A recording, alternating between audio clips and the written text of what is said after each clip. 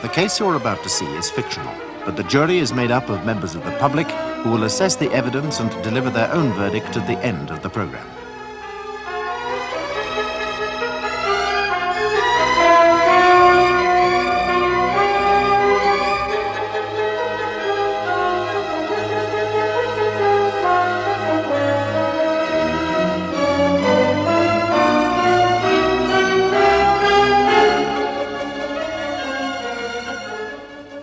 On March the 28th of this year, Miss Mary Freebody's cat was savaged and killed by Bang, an Alsatian dog belonging to her next-door neighbour, Major Basil Eccleston. A week later, on the 4th of April, meat ordered by the Ecclestons was delivered to the outside safe of their house. That evening, Major Eccleston took from the safe some liver for his dog. The dog ate a portion of the liver, was instantly thrown into violent convulsions, and died. The contents of its stomach were analysed and found to contain a massive amount of cyanide of potassium. A tin of wasp exterminator containing a high proportion of cyanide was found in Miss Freebody's shrubbery, half empty. The Major made to the police an accusation of attempted murder against Miss Freebody, maintaining that she had had the intention of killing not only his dog, but himself. A police investigation has led to her being charged, and now she stands trial at the Crown Court in Fulchester. During the afternoon of April the 4th. Club, bridge, every Friday, as was well known to my neighbour. Quite so. Your wife was at home, I think? Migraine in her room. Yes. And you returned when? 6:30. May we have the order of events from then on, Major? I had a drink, listened to the wireless. At 7 o'clock, I went to the safe to get the dog's food. Yes. The safe, where is it? In the outside wall by the back door. It's a two-doored safe. You can open it inside from the pantry. The butcher uses the outside door, as could anyone else. It's opposite her bathroom window and her side door, and her gate into the right-of-way, and my gate into the right-of-way. She could have got to it in a matter of seconds. Quite so, Major. We shall come to that presently. Now, did you use the inside door of the safe to the pantry when you got the dog's liver? Yes, I did. Major, can you describe the wrapping at all? Did you happen to notice it? As a matter of fact, I did. It was 2 or 3 layers of the Daily Telegraph. Good. So you removed the liver from the safe, and then? I unwrapped the liver, put it in the dog's dish, and took it down to the kennel. The dog being tied up? Certainly. And then? Put it down in front of him. How many pieces? 2. All there was. Only gave him liver on Fridays, other nights doggy bits and yaps, Sundays a bone. What are doggy bits and yaps? I understand they are proprietary canine foods, my lord. Yes, Major, so you put the dish before the dog, and? He swallowed part of one piece. Yes. Well, it happened at once. Terrible contortions, convulsions, agony. My God, I've seen some terrible things in my time, but nothing like that. And it was my dog, sir. It was Bang, my dog, my faithful old Bang.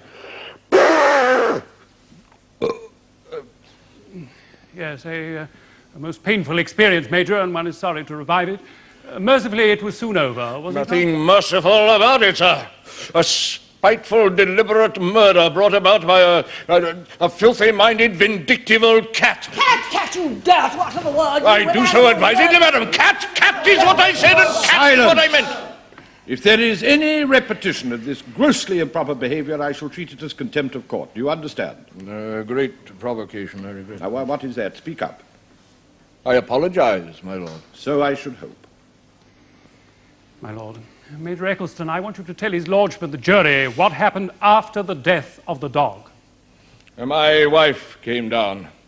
At my suggestion, she telephoned for Dr. Swale. Why not a veterinary surgeon? I have no opinion of the local vet, my I lord. see.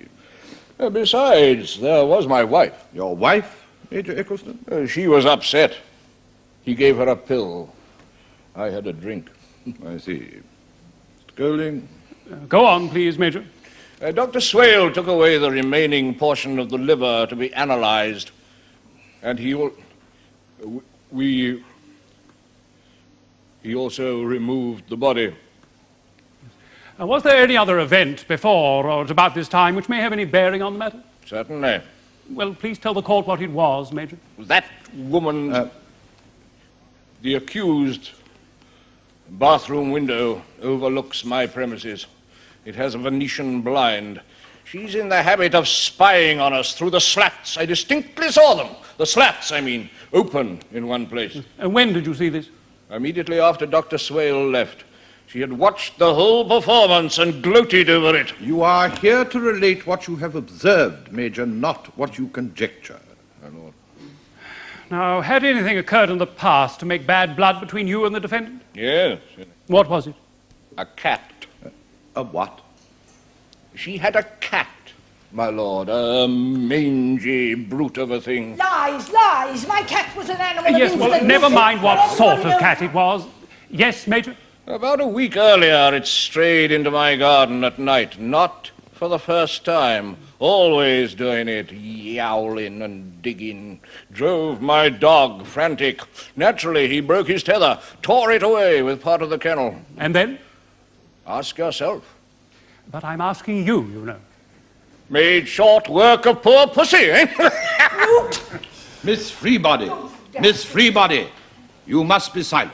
Don't you dare! Mr. O'Connor, would you speak to your client, please, and explain? Certainly, my lord. But Miss Freebody, I don't want to Now, have what to were tell the you results of the cat's demise? She kicked up a dust. In what way? Waylaid my wife. Went to the police, wrote letters, threatened to do me in. And did you keep any of these letters? The last one. Burnt the rest, about 5 altogether. Yes. My lord, may the Major be shown Exhibit 2, please. Now, is that the letter which you retained, Major? Yes, it is. It reads, members of the jury, "This is my final warning. Unless your brute is destroyed within the next 3 days, I shall take steps to ensure that justice is done not only upon it, but upon yourself. Neither you nor it is fit to live. Take warning, M.E. Freebody." Now, you received this letter when, Major? 1st of April. Silence in court. Can you describe the nature of the letters you'd received before this one, Major? Same thing. Threats. To you personally? Saying that my dog ought to die, and that if I didn't act smartly, we both would. Yes, and it was after the death of the dog and in consideration of these circumstances that you decided to go to the police. Certainly. Decided that she meant business and that I was at risk personally. My wife persuaded me to act. Thank you, Major Eccleston. Major Eccleston, would you describe yourself as a hot-tempered man? I would not. Major Eccleston, during the 5 years that you've lived in Peascale, you've quarrelled violently with your landlord, your late doctor, the secretary of your club, your postman, and your butcher, have you not? I have not quarrelled violently with anyone, sir. When I encounter stupidity, impertinence, and downright inefficiency, I make known my objections, that is all. It's to the tune of threatening the postman with a horsewhip and your butcher's boy with an Alsatian dog. I refuse to stand here. Listen to this kind of nonsense. What is all this, Major? Are you eating something? I suffer from duodenal ulcers, my lord. I've taken a capsule. Very well. Major Eccleston, was the liver the only thing in the safe that evening? No, it wasn't. Stuff for a mixed grill on Fridays.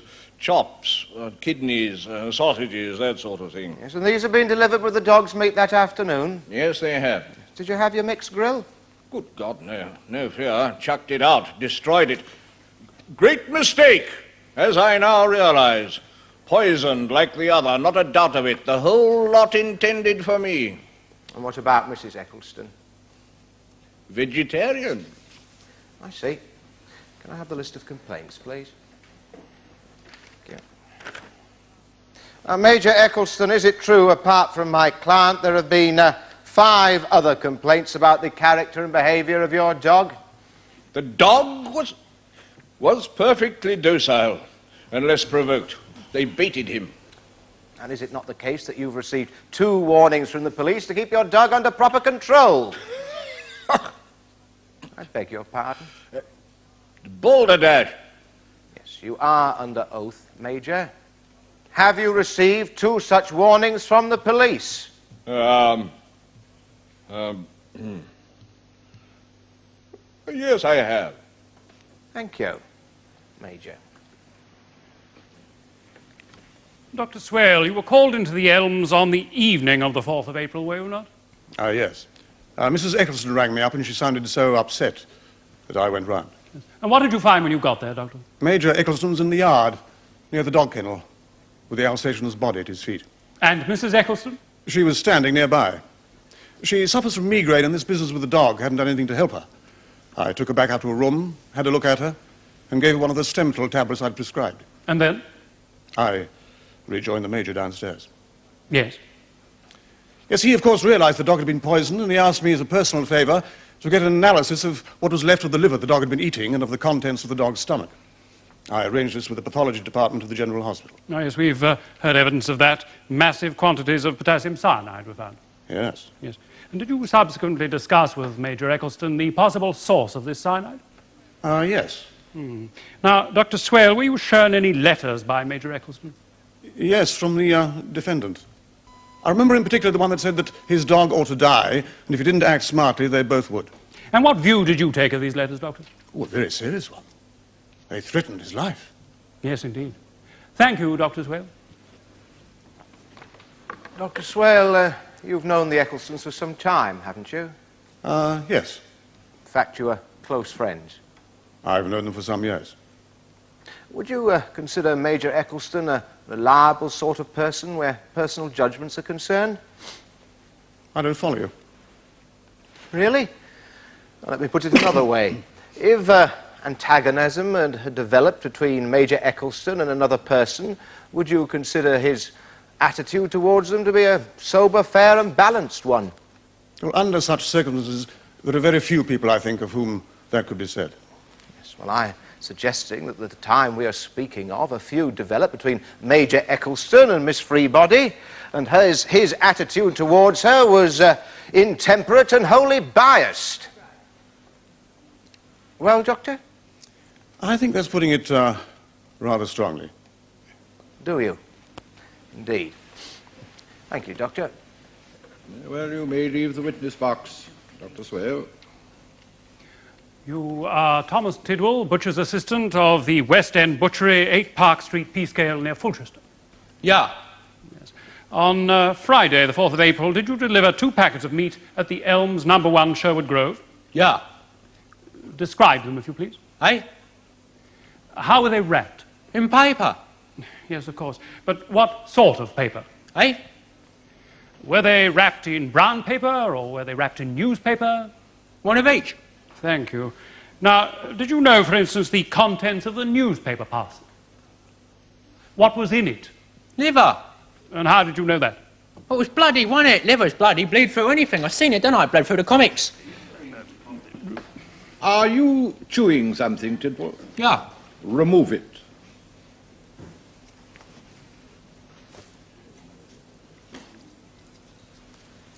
You're sure of this, are you? The wrapping was a page from a comic publication, was it? That's what I said, didn't I? I seen it, didn't I? Yes, and if I tell you that Major Eccleston says that the liver was wrapped in sheets from the Daily Telegraph, what would you say? Once his head red, or else he was squiffy. Yes, very good, very good. Now, will you tell the court how you put the parcels away? Well, like I always done, open the safe door, bang them in, don't I? Anything at all unusual happen during this visit? No. You left by the side gate into the right-of-way, didn't you? That's right. Yes, well, this would bring you face to face with the side wall of Miss Freebody's house. Now, did you notice anything unusual about it? Well, nothing unusual. What you might call a regular occurrence. She was snooping through the blind. Through the slats, not on me. Nosy, she's always had it. And did you do anything about it? Well, just for giggles. Yes. Did Miss Freebodies react in any way? With scarpered. Yes. And why should she spy on you, do you think? Me? Oh, not me. I reckon she was waiting for the boyfriend. What do you mean, The boy- impertinent Yes, boy? How right. dare you say such a thing? Pardon a me. boyfriend? What did he say? Yes, well, I don't think we need concern ourselves with any visitor the accused may or may not have been expecting. Not What is all this about, Mr. Goldie? I'm afraid it's beyond me, my lord. Some sort of bucolic joke, I imagine. That is all I have to ask this witness, my lord. Stay where you are, if you please. Mr. Tidwell, when a moment ago you said not her, but her, to whom did you refer? It's well known, isn't it? He's Mrs. Mrs. Ecclestone. That's right, every Friday, regular as clockwork. What is as regular as clockwork? He is, dropping in on her. Who is? Him is well known, a doctor. I demand an explanation, death and damnation. What the... Sit down. For the last time, Major Eccleston, I warn you that unless you behave with propriety, I shall hold you to be in contempt of court and put you into custody. Now, Mr. Goldie. My lord, I can only apologize. Major Eccleston, I want you to make a formal apology to his lordship. Now, I want you to do that? Yes, now. Go on. Being under orders to do so, I apologize for any misconduct of which I may have been unwittingly guilty. Very well. Now sit down.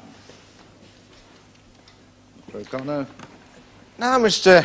Tidwell, you've just said that you know positively that Dr. Swale visited Major Eccleston's house after you left. Of course I do. How do you know? I seen him, didn't I? So what time was this? 3:30. Would you describe where you were and precisely how you saw Dr. Swale, please? Well, I'm on my bike in the lane, and I bike past his car just as he's getting out of it, isn't he? So I round the corner, park my bike, and go back and look through the back window of the car just as he's turning into the right of way. Well, go on. Well, it's like I seen him other Fridays. Hello, hello, hello, I says. At it again. So I nips up to the turning into the right of way, strolls up very natural and easy, just as he's going in by the garden gate. And letting himself in by the back door, carrying his little black bag, very much at home. No excuse me's, oh dear. And then? I returns to business, don't I? Back to the shop and first with the news. Thank you, Mr. Tidwell. Did you notice the accused's bathroom window whilst you were engaged on this highly distasteful piece of espionage? How does the chorus go? I beg your pardon? I don't get ya. While you were spying on Dr. Swale, could you and did you notice Miss Freebody's bathroom window? Oh, no, I get you, Squire. Yeah, well, I've seen it and her snooping as per through the blind. Now, Dr. Swale carried his professional bag, I think you said? That's right. Yes. And he went straight into the house? Without pausing, for instance, by the safe? I couldn't see the safe from where I was, could I? But he went in. Quite so. To his patient who is ill upstairs. Oh, yeah. I have one more question, Mr. Tidwell. Do you deliver meat at the accused's house? Yeah. Yes, and when was your last call there, previous to the 4th of April? Well, 2 days before. She gets her order regular on Wednesdays. And do you remember what that order was? Well, it's easy. Chops, bangers, and wait for it. Please answer directly. What else? Liver.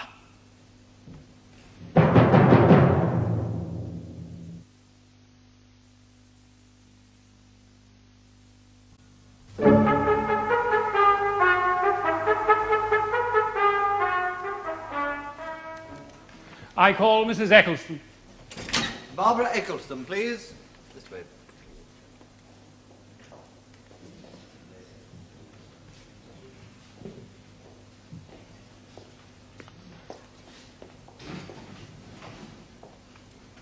What is your religion? Church of England. Take the testament in your right hand and read aloud the words on this card.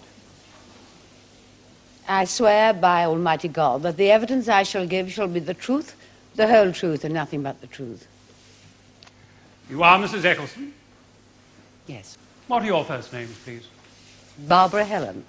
Yes, and you live at the Elms, number 1 Sherwood Grove, Peascale, near Fulchester. Yes. Thank you. Now, Mrs. Eccleston, I want you to tell his lordship and the jury something of the relationship between you and the accused, going back, if you will, to the time when you first came to live in your present house. We used to see her in her garden and... Yes? And in her house. You visited her there? We could see her at the windows, looking out. And did you exchange visits? Not social visits. She came in not long after we arrived to... Yes. Well, to complain about Bang. The Alsatian? Yes, he'd found some way of getting into her garden. Yes, was that the only time she complained? No, it wasn't. Well, really, she was always doing it. I mean, well, hardly a week went past. It was about then, I think, that she first complained to the police. They came to see us. After that, we took every possible care. We put a muzzle on Bang when he wasn't tied up and made sure he never went near Miss Freebody's place. It made no difference to her behavior. Yes. And would you say the complaints remained at much the same level, or did they increase in intensity? Oh, they became much more frequent, and vindictive, and threatening. In what way threatening? Oh, notes in our letterbox, waylaying us in the street, saying she would go to the police, that sort of thing. And when we were in the garden, she would go close to her hedge and say things we could hear, meaning us to hear them. Threats and abuse. What sort of threats, Mrs. Eccleston? Well, actually to do my husband an injury. She said he wasn't fit to live, and she said in so many words that she'd see to it that he didn't. It was very frightening. We thought she must be, well, not quite right in the head. Yes. Now, coming to Friday, the 28th of March, was there any further incident? Oh, you mean the cat? I didn't remember the exact date. Yeah, but you remember the event. Oh, yes, I do. Oh, it was dreadful. I was horrified. I was so deeply sorry. And now, Mrs. Eccleston, we come to the 4th of April, the day when the dog was poisoned. I heard it happening. I was in my bedroom. And I got up and looked through the window and saw. My husband shouted for me to come down, and I went down, and by then Bang was dead. My husband told me to ring up Jim Swale, Dr. Swale, and ask him to come at once, and he did. And what happened then? They looked in the safe, and Dr. Swale said we should destroy the rest of the meat there in case it was contaminated. So we did, in the incinerator. Yes. How was the other meat wrapped? In what sort of paper? Like the other, in newspaper. You're sure of that? Not brown paper? Yes, I remember noticing when we burnt it. It was the front page of the Telegraph. Thank you. And then? Dr. Swale suggested getting the vet, but my husband wanted him to cope, and he very kindly said he would. I was feeling pretty ghastly by then, so he asked me to go back to my room, and I did, and he had a look at me before he left and gave me one of my pills. I didn't go downstairs again that evening. Thank you. I think, perhaps I ought to say, that there was never any doubt in our minds, any of us, about who had put the poisoned meat in the safe. My lord, I must all, object. it was what had been threatened, Yes, wasn't it? Yes, indeed, Mr. O'Connor. You may not talk about what you think was in other people's minds, madam. I'm sorry. When do you think the meat was poisoned, Mrs. Eccleston? It must have been after the butcher delivered the order, of course. Yes. Have you any idea of the time of the delivery? As it happens, I have. The church clock struck 3 just as he left. And did you hear any sounds of later arrivals? No, I didn't. But, of course, it would be perfectly easy for somebody to watch their chance and slip across the right-of-way. Nobody would see. My bedroom curtains were closed because I darken my room when I have a migraine. Yes. Had you seen anything of the accused during that day? Oh, yes, indeed I had. That morning, the paper boy delivered her telegraph with our times. I didn't want to see her, so I slipped out by our front gate and up to her front door. I was going to put her telegraph through the flap, when the door opened, and there she stood, stock still and sort of glaring over my head. That must have been disconcerting. Oh, it was awful. It seemed to last for ages. And then I held out her paper and she snatched it. Did she speak? She whispered. What did she whisper? That I needn't imagine this would stop justice from taking its course. And then the door was slammed in my face. And then? I went back. And my migraine started. Yes. Now, Mrs. Eccleston, do you know what happened to the wrapping paper around the dog's liver? Yes. My husband had dropped it on the ground, and Jim, Dr. Swale, said it shouldn't be left lying about. So he put it in the incinerator. And did you notice what paper that was? Yes. It was the same as the other parcel. The Daily Telegraph. Thank you. Mrs. Eccleston, anybody could have come and gone from the right-of-way and through the garden gate and replaced one parcel of liver with another, could they not? I suppose they could have. Your husband has a lot of enemies in the neighbourhood, apart from Miss Freebody, hasn't he? Oh, enemies. Well, let me put it another way. There have been a number of complaints about the behaviour of your dog, had there not? None of them threatened to kill my husband. Hers did. Did other people, apart from Miss Freebody, write letters and complain to the police? There were some, I think. Well, how many? I don't know. 2, 3, 4? Half a dozen? More? No, I don't know. I don't remember. Oh, very odd. Now, had the dog ever attacked any of your friends? Dr. Swale, for instance? Bang was rather jealous. Alsatians can be. Jealous, Mrs. Eccleston? Jealous? Do you mean jealous of you? I mean, are you saying that, that Bang resented anyone paying you particular attention, for example? He was rather a two-person dog. Had Bang ever attacked Dr. Swale? I think once, before he got to know him. Because Dr. Swale was paying you particular attention, Mrs. Eccleston? No, I don't remember about it. It was nothing. Well, the dog did get to know Dr. Swale, didn't it? Well, yes, naturally. Naturally, Mrs. Eccleston? Dr. Swale is in our circle of friends. Apart from being your doctor, you mean? Yes. On that Friday afternoon, Mrs. Eccleston, earlier in the afternoon, whilst you were lying in your bed in your darkened room, did Dr. Swale come and see you? I don't know why you... Yes, I'd quite forgotten. He did.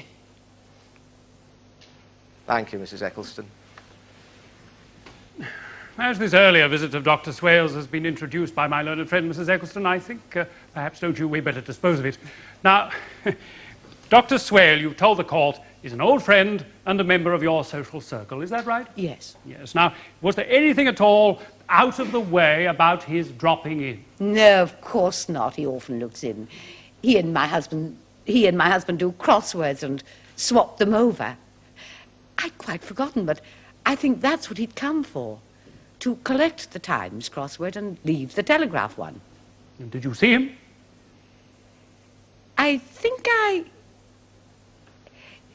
Yes, I remember I heard someone come in, and I thought it was my husband home early, and I called out, and Dr. Swale came upstairs and knocked and said who it was. Exactly. Thank you so much, Mrs. Eccleston.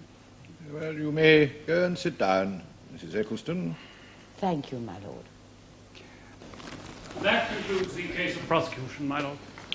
Mr. O'Connor. I call the defendant, Miss Mary Freebody.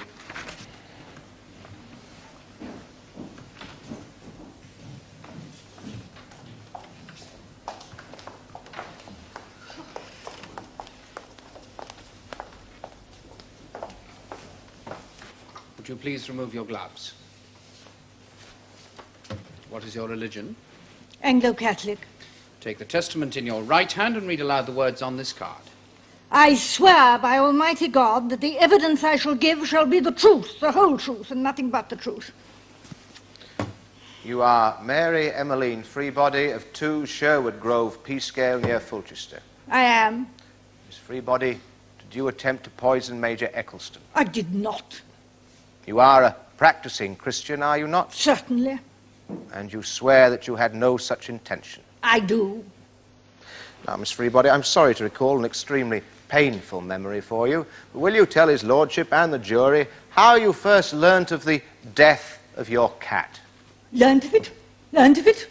I heard the screams, the screams. I can still hear them, still, all the time, awake and asleep. I'm haunted by them. So where were you at the time of the cat's death? Indoors in my house. What did you do when you heard the screams? Well, I rushed out, of course. I thought he must be in my garden. I hunted everywhere. Then the screams stopped, but I hunted. And then I heard that man, that monster, that fiend. Major Eccleston? He was laughing, devil. I heard him talking to that brute, and you know what he said? My lord, I really must He said, protest. good dog, that's what he said, good dog. If you would like to sit down, you may. I don't want to sit down. Go away. Miss Freebody, what happened after that? Now, please remember, you may tell the court if you heard people talking.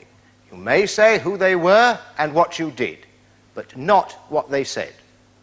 Unless, of course, they're going to give evidence or have already done so. Idiocy, legal humbug, balderdash. That will do. No, it will not do. I will not be put down. I will not be told Madam, what will be or silent. not do. I am here to give my evidence. Silent. Now, Mr. O'Connor, I'm afraid I'm bound to agree with Miss Freebody. Your exposition of the hearsay rules was so inaccurate as to amount to legal humbug. If you must tell the witnesses what the law is, do please at least try to get it right. I'm sorry, my lord. Now, Miss Freebody, you will answer counsel's question. What happened after that? What happened after that? You asked me what happened after that. I'll tell you what happened after that. She talked and he talked and he talked and she talked and then... No! I can't do it. Now, Miss Freebody, however painful it is, please go on and try to speak calmly. Out of the air, at my feet, wet, bleeding, torn to pieces, dead. Yes, now, you are telling the court, aren't you, Miss Freebody, that Major Eccleston had thrown the body of your cat into your garden? Cruel! Cruel! Horribly wicked and cruel! Yes, now, please try to keep calm. Now, after that, immediately after that and subsequently, what did you do? Well, I couldn't at first, and then I did. I buried him. Then I went into my house. I felt desperately ill. I was ill, and then I lay down on my bed. Yes. You went to bed. No, I lay there, just as I was, all night. Sometimes I dozed off, and then I had nightmares. I thought that brute was attacking me as it had my little cat. I thought it was coming at me here. For night after night, it was the same. No, I was afraid to go out. I stayed indoors day after day. But you sent letters, didn't you, to Major Eccleston? Well, I gave them to my daily help to post. I didn't go out. I was terrified. Now, it has been suggested here in court that you were spying on Dr. Swales on his visits to the Elms. Oh, those two. Didn't care about them. I used to think they were wicked, but they were against him, weren't they? They were making a fool of him. They wanted to be rid of him. Miss Freebody, you must confine yourself to the facts. You must not put forward your notions as to anybody else's wishes and intentions.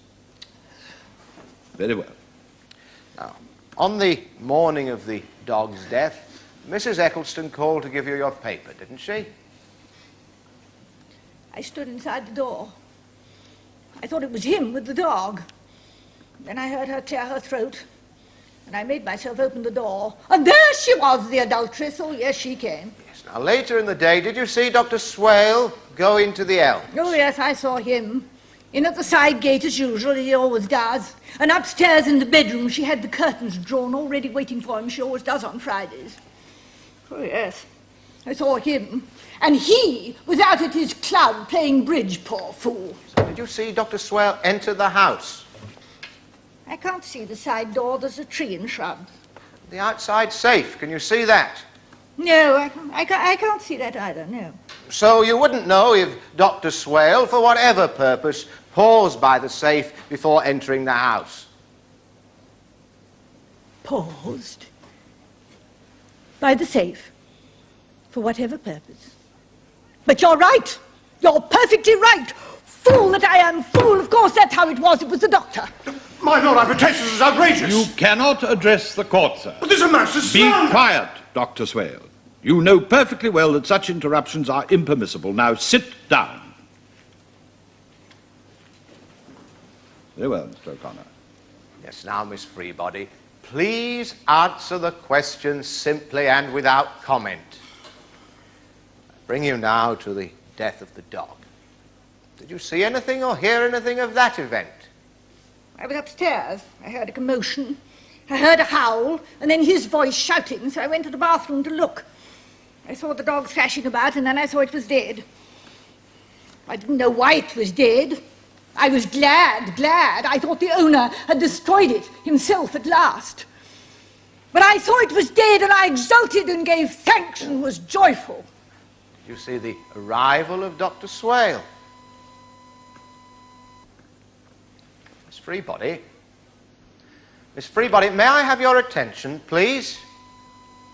Miss Freebody, did you see the arrival of Dr. Swale? Oh, yes, I watched that. I saw him, the doctor. I saw how surprised and put out he was when he saw the body of the dog. Oh, yes. I saw him just like he is now, and I saw them look at each other. Yes, what happened next? Well, she went indoors, and he followed, and then after a time they came out and took away the carcass. Yes, the two men did. Now, afterwards, when you heard about the poisoned meat, what then? Then I didn't realize. But now, it could have been an accident, couldn't it? The dog, I mean. An accident, Miss Freebody? He always has liver on Fridays. She is a vegetarian. They did it between them. They wanted to be rid of him. Oh, this is outrageous, my lord. This must stop. I demand that she be stopped. May not she be killed? Silence! Now then, this is insupportable. If there is any more of it, I shall clear the court.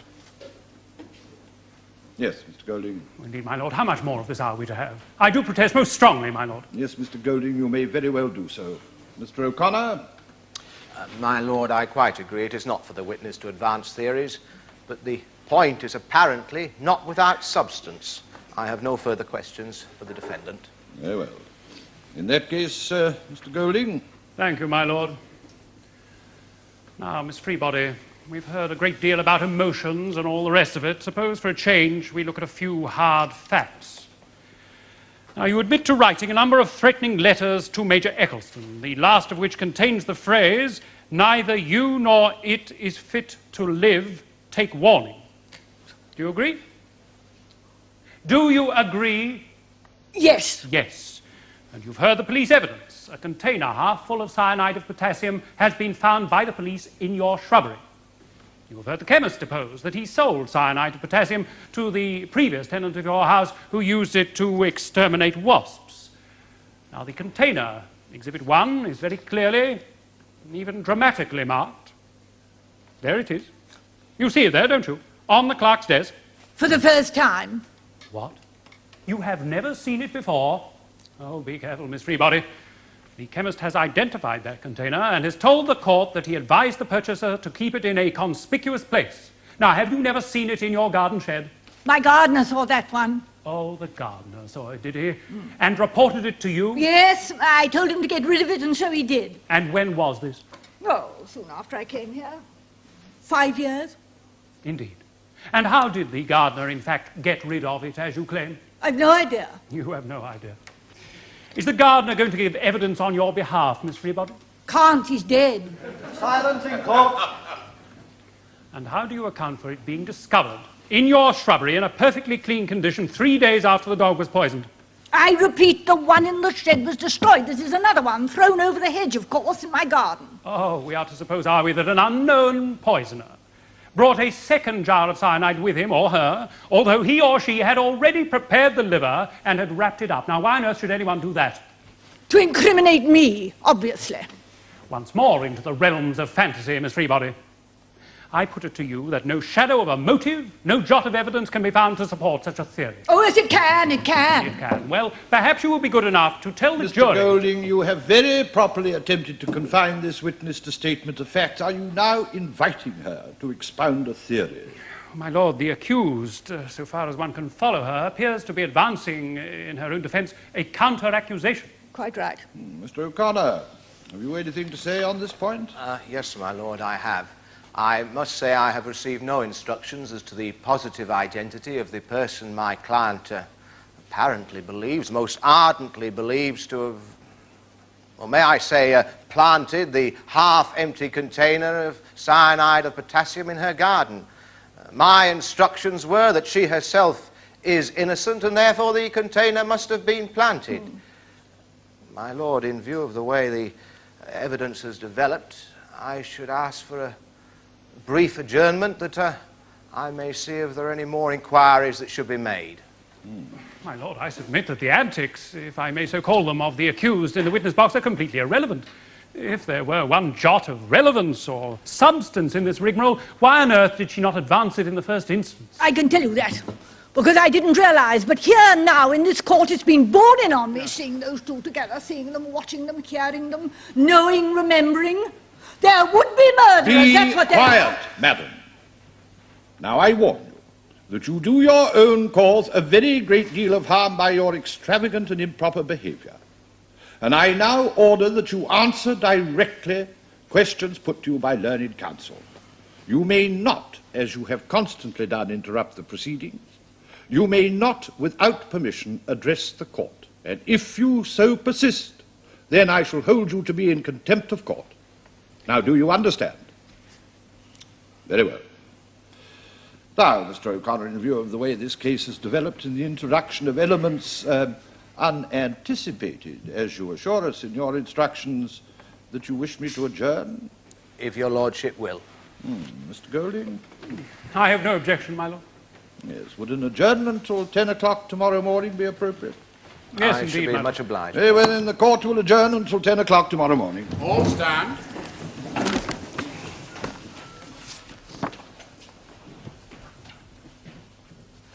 Don't touch me.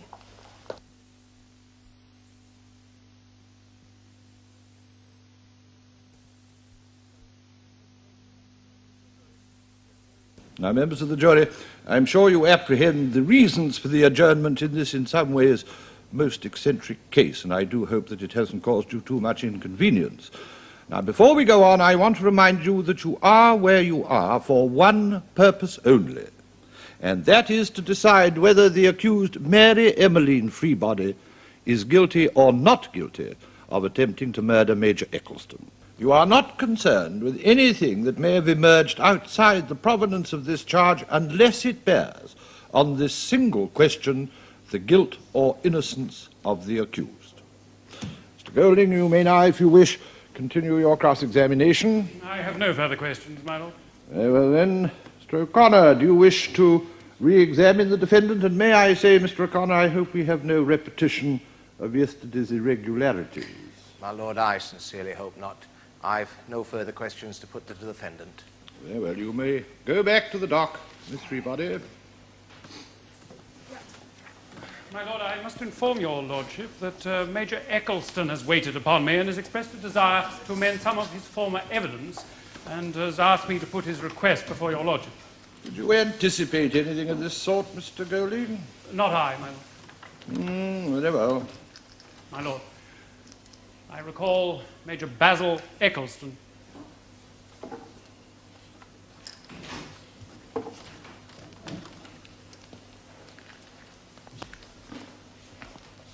I would remind you that you're still under oath, Major. Yes. Major Eccleston, is it true that because of certain developments you now wish to amend certain of the former evidence which you gave earlier in these proceedings? Yes, I do. And that evidence concerns the identity of the person you believe to have been responsible for poisoning the meat? Yes, it does. And will you tell the court who, in your opinion...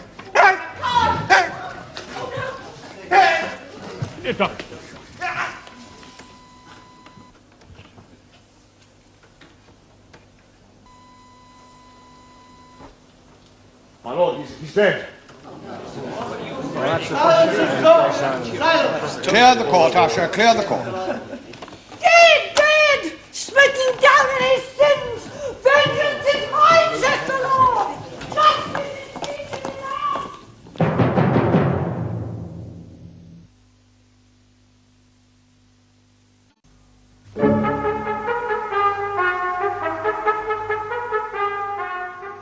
And I would submit, my lord, with respect, that the evidence is admissible. Oh, my lord, may I review the somewhat macabre sequence of events? Briefly, Mr. O'Connor, very briefly. I'm much obliged, my lord. Very briefly, then. My client is accused of putting cyanide of potassium into Major Eccleston's meat. Major Eccleston, who laid the case against her, has since died, and cyanide of potassium was found in his body. Now, there is a strong possibility, indeed an overwhelming probability, that the cyanide was introduced into capsules that the Major was in the habit of taking for a digestive disorder. Indeed, he was seen to take one in this court immediately prior to his death. Now, my lord, I shall, if permitted, call expert witness to show that a capsule containing cyanide would only remain intact for a period of 1 hour. After that, the poison will begin to seep through the container. Now, my lord, Miss Freebody has not been left alone since the commencement of this trial. It is obvious, therefore, that she cannot be held responsible for Major Eccleston's murder. Whoever murdered Major Eccleston, it was certainly not my client. Now, if, as of course we most strenuously deny, she caused the death of the dog, we have to accept the grotesque coincidence of two persons independently attempting to kill Major Eccleston. Thus, my lord, I submit with respect that the circumstances surrounding Major Eccleston's death are admissible evidence. Yes.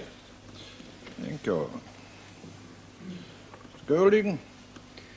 My lord, I shall oppose the introduction of any reference whatsoever to the death of Major Eccleston. I submit it would be grossly improper to confuse in the minds of the jury two entirely separate issues. Now, the inquiry into Major Eccleston's death is in the hands of the police, and if an arrest is made, there will be another trial in another court under another jury. What will transpire or what accusations will be made is, I submit, utterly irrelevant to these proceedings. I submit it would be irregular in the highest degree to anticipate them. As far as this court is concerned, my lord, may I venture to remind my learned friend that the dog it was that died, and not its master. What do you say to that, Mr. O'Connor? Touché, I suppose, my lord. Well, this is a most unusual case in many ways. The death in the witness box of the leading witness for the prosecution, the man who brought this accusation against the defendant, and the finding of cyanide in his body is the most extraordinary circumstance. Now, I may order the jury, indeed I will order the jury to put all this from their minds, but gentlemen, I may do so till my wig rots and falls off my head. They will not be able to do so. But, to get back to the argument, it would be remarkable if two people independently had desired to bring about the Major's death. Thus, if the second successful attempt could not have been made by the accused, it seems to me to be relevant to the allegation that she made the first attempt. I therefore rule that evidence regarding the nature and characteristics of the poison capsule is admissible. I'm obliged, your lordship. Well, here we go again, gentlemen. Let the jury be brought back.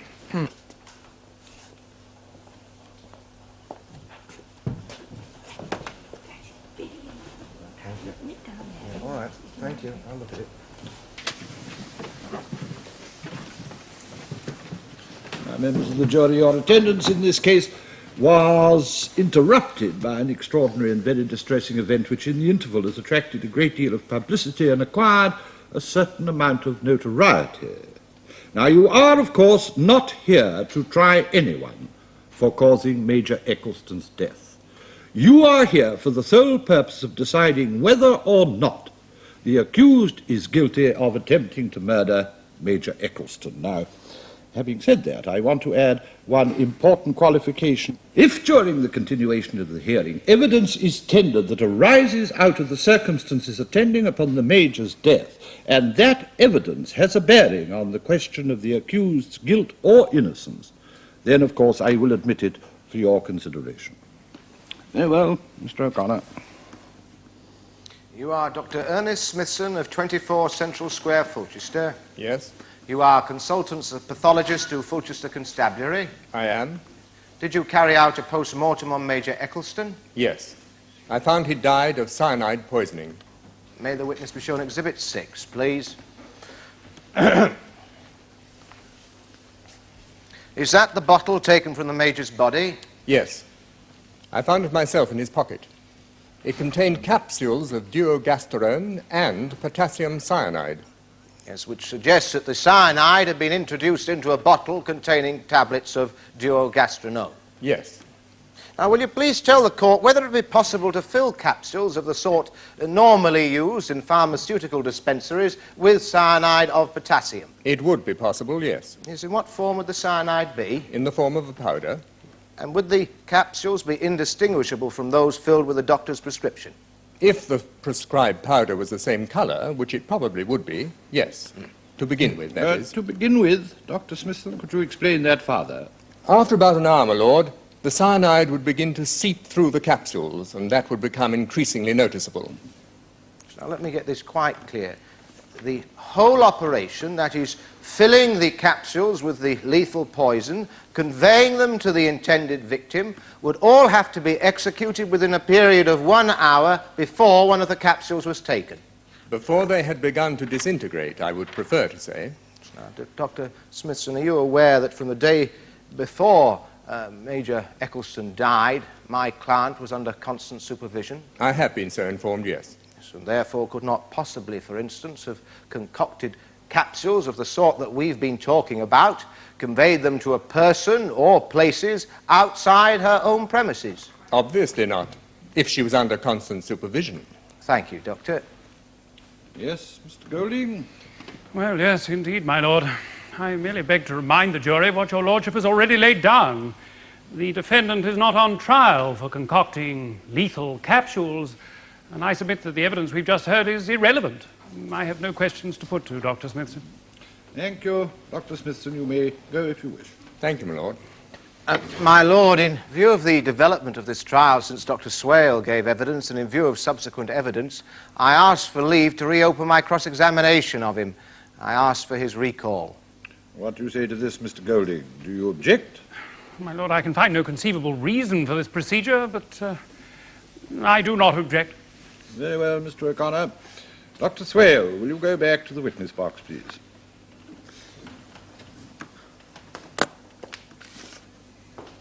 Dr. Swale, you realize that you are still on oath, do you not? I do. Heard the evidence given by the previous witness? Yes. Do you agree with it? I'm not a pathologist, but I would expect it to be correct. With respect to the deterioration within 1 hour of a capsule containing cyanide? I have no experience of potassium cyanide, but yes, I would, of course, expect Dr. Smithson to be right. Yes. Now, Dr. Swale, I'm going to take you back, if you please, to April the 4th, the evening when you were called to the Ecclestons and you found the dead Alsatian.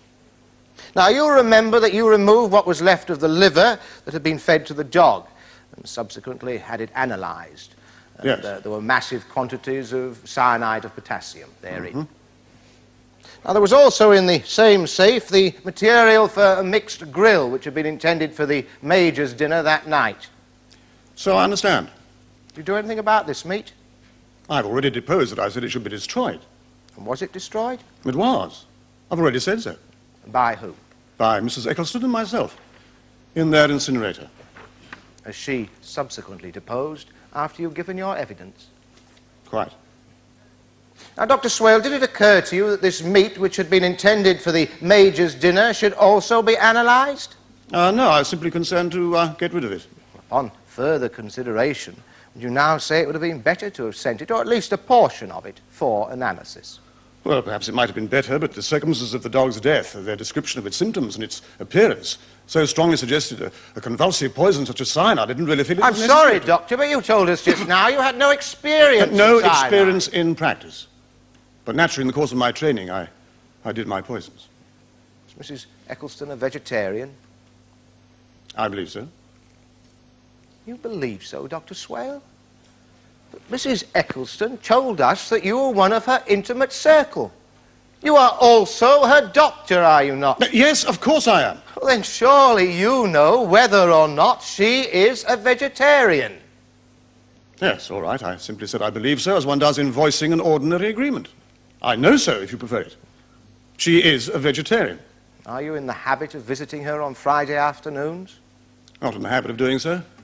I dropped in on Fridays to swap crosswords with the Major. But Major Eccleston was always at his club on Fridays. He used to leave the crossword out for me. I visit the Hermitage, a private hospital, on Fridays, and that's close by. I did sometimes, well, quite often, drop in at the Elms. A cup of tea, perhaps? Certainly. For a cup of tea. You heard the evidence of Thomas Tidwell, didn't you? If you can call it that. Well, what would you call it, then? An example of small-town lying gossip dished out by a small-town oaf. To what part of his evidence do you refer? Well, clearly, since it concerns me, to the suggestion that I went to the house for any purpose other than the one I have given. What do you say to Miss Freebody's views on this subject? Well, I'd have thought it was obvious that they're those of a mentally disturbed spinster of uncertain age. Cad! Libel! Please sit down. Murderer, that's what you are. You're a murderer. You are not Miss Freebody's doctor, are you? No, thank God. Silence in court. Silence.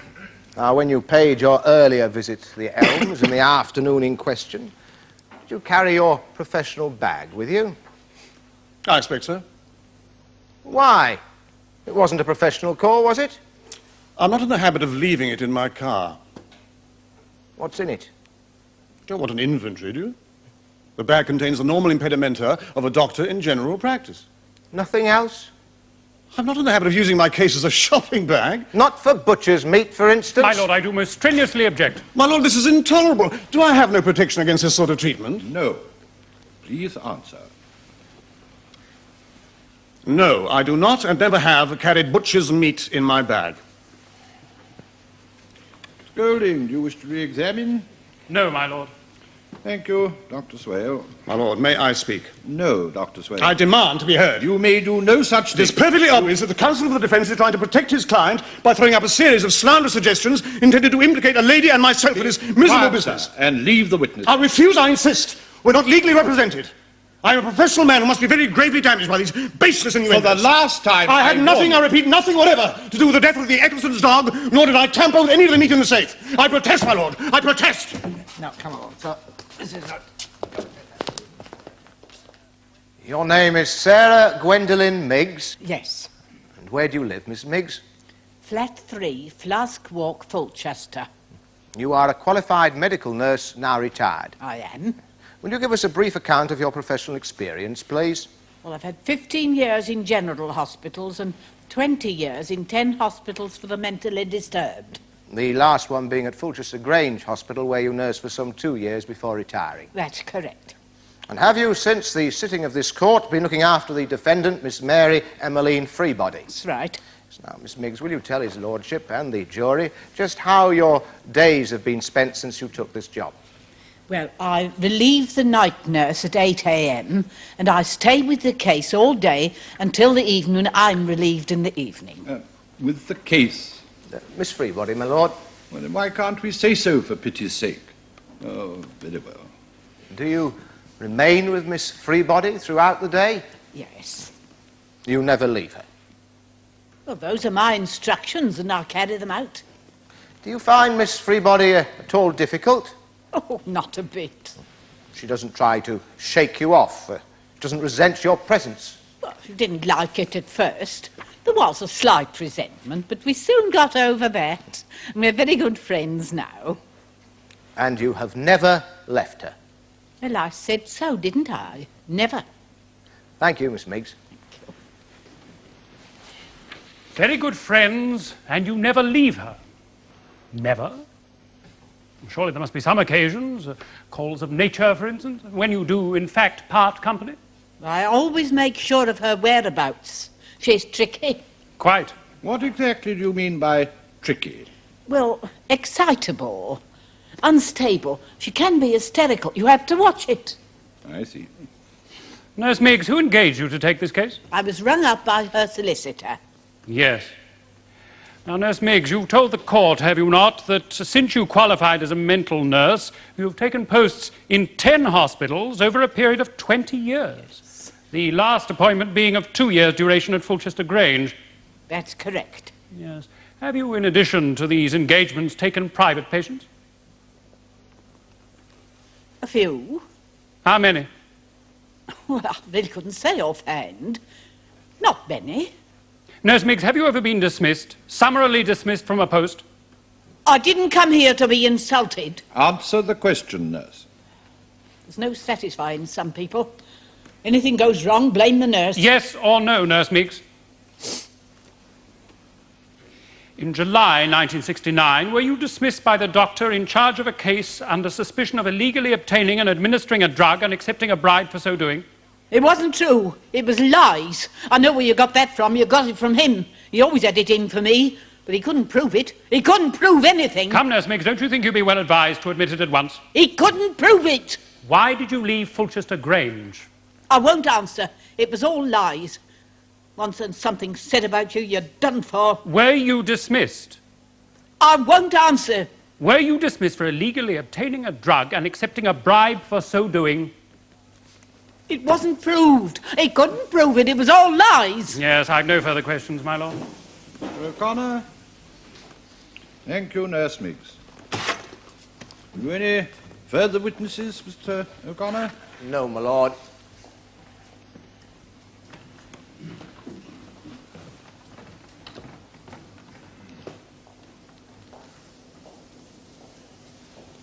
Now, members of the jury, let me tell you something about our functions, yours and mine.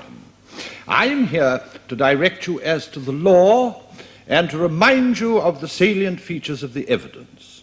You are here as judges of fact, and you alone must decide on the evidence you've heard whether or not the accused is guilty of the charge of attempted murder. Now, you may think it plain that the liver that the dog ate was poisoned. And the prosecution say that whoever poisoned that liver must have known that it might have been eaten by the Major and was only given to the dog by accident. Now, the vital question, therefore, you may think is, who poisoned the liver? The prosecution think that Miss Freebody did it. They say she had the opportunity to go to the safe, take the liver out, poison it, and replace it, having, for some reason or other, changed the paper in which it was wrapped. They say she had a motive. Her antagonism to the Major is evidenced by the letters, the threatening letters that she wrote to him. But, say the defense, and you may think this is a point of some weight, the fact that the Major actually died before your eyes of cyanide poisoning, at a time when it was impossible for the accused to have administered that poisoning, is evidence that someone else wanted to and did kill the Major. So if someone other than the accused did kill the Major on the second attempt, can you believe that it was the accused and not that someone who was guilty of the first attempt? Now let me remind you, therefore, that before you can bring in a verdict of guilty, you must be satisfied beyond reasonable doubt that the accused did make this attempt on the life of the late Major. Now, would you please retire, select a foreman to speak for you when you return, and consider your verdict. All stand.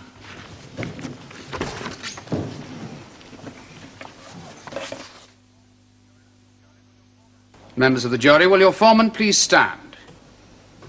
Just answer this question, yes or no. Have you reached a verdict upon which you are all agreed? Yes. Do you find the defendant, Mary Emmeline Freebody, guilty or not guilty of the charge of attempted murder? Not guilty. Mary Emmeline Freebody, you are free to go. Court will rise.